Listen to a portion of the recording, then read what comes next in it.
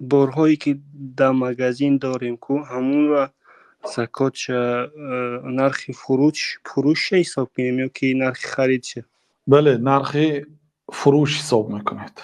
барои он ки агар рафту чизе ки ба 10 сум харидед як рӯз маҷбур шудед ки ба 8 сум фурӯхтед, аз 8 сум закот медиҳед.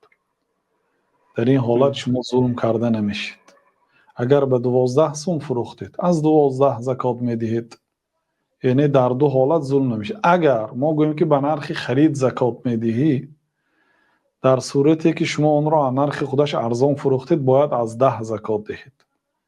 бинобар ин уламо раҳматуллоҳи алайҳ аз ҳадисҳои пайғамбар саллаллоҳу алайҳи ва саллам истинбот карда гуфтанд ки закот аз нархи фурӯш аст. бале. мо ӯ бора уқа фурӯхта можем натонем? шумо ҳисоби миёна ҳисоб мекунед. масалан ба 10 сум харидед, гоҳо ба 15 мефурӯшед, гоҳо ба 11 мефурӯшед, гоҳо ба 12 мефурӯшед, гоҳо ба 13. аксари савдоро ҳисоб мекунед. нархи миёнаро.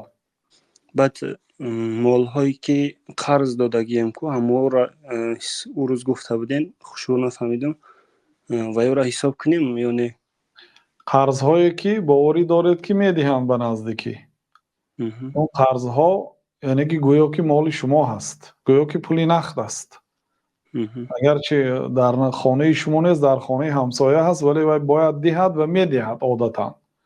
аз онҳо закот мебаред. лекин он одамое ки 5 сол 10 сол шудааст пула наметиҳанд, боварӣ доред ки ино 90% боварӣ доред ки ино наметиҳанд, ё ҳоли ба ин наздикиҳо намедиҳанд, ино як дафтари алоҳида мекӯчонед.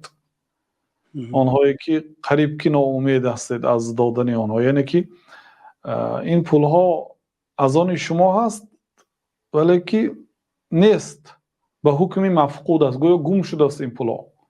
бинобар ин аз он чизҳо мо агар шумо закот бурор гӯем зулм мешад. бинобар ин он як дафтари алоҳида месад. кай вақто ки ана ҳамон одамҳо пула баргардонданд, дар ҷояш як маротиба 2.5% онро закот мебароред.